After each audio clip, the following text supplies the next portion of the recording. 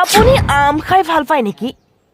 আপুনি ক্ৰয় কৰা আম আচল নে নকল কেনেকৈ জানিব? আমৰ প্ৰতি থকা লোভৰ বাবে বহুতৰ বাবে প্ৰিয় গ্ৰীষ্মৰ বতৰ। এই সময়ছোৱাত আন বহু ফল প্ৰকৃতিয়ে দিয়ে যদিও আম তুলনাবিহীন। ফলৰ ৰজা আম অতি স্বাস্থ্যকৰ।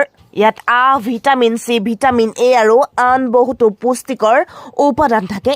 কিন্তু আজিকালি বজাৰত উপলব্ধ অধিকাংশ আমেই ৰাসায়নিক পদাৰ্থযুক্ত। আম গ্ৰীষ্মকালত বজাৰত উপলব্ধ হৈ পৰে। এই বতৰত ৰসাল আমৰ পৰা বহু ধৰণৰ ব্যঞ্জন তৈয়াৰ কৰা হয়। ইয়াৰে আটাইতকৈ জনপ্ৰিয় খাদ্য হৈছে মেংগো শ্বেক। বজাৰৰ পৰা উপযুক্ত আম কিনাটো নিজৰ মাজতে কলাতকৈ কম নহয়। বহু সময়ত বহুত অনুসন্ধান কৰিও আমি কৃত্ৰিমভাৱে প্ৰস্তুত কৰা আম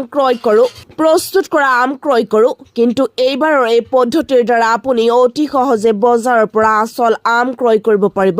মাত্ৰ ইয়াৰ বাবে আপুনি অনুসৰণ কৰিব লাগিব তলত উল্লেখিত এইসমূহ পদ্ধতি। কিদৰে চিনাক্ত কৰিব ৰাসায়নিক পদাৰ্থযুক্ত ভুৱা আম? প্ৰথমতে কিনাৰ সময়ত সাৱধান হওক।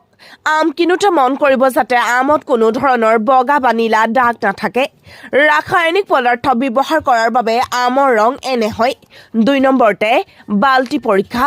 ঘৰলৈ আম অনাৰ পিছত আপুনি আমকেইটা পানীৰ বাল্টি এটাত ডুবাই ৰাখিব। যদি আমকেইটা ডুব যায় তেতিয়া জানিব আমকেইটা প্ৰাকৃতিকভাৱে পকিছে আৰু স্বাস্থ্যৰ বাবে উপকাৰী। যদি উপঙি থাকে তেতিয়া গম পাব এই আমবোৰত ৰাসায়নিক পদাৰ্থ ব্যৱহাৰ কৰা হৈছে। ৩ নম্বৰতে আম এটা কাটি পৰীক্ষা কৰিব।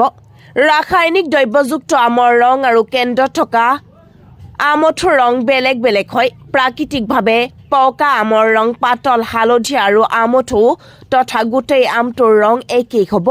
আনহাতে ৰাসায়নিক পদাৰ্থ থকা আম কেতিয়াও ৰসাল নহয়। ভাৰতীয় খাদ্য সুৰক্ষা আৰু মানদণ্ড কৰ্তৃপক্ষৰ মতে যিকোনো ফল খোৱাৰ আগতে পানীত ভালদৰে ধুব লাগে।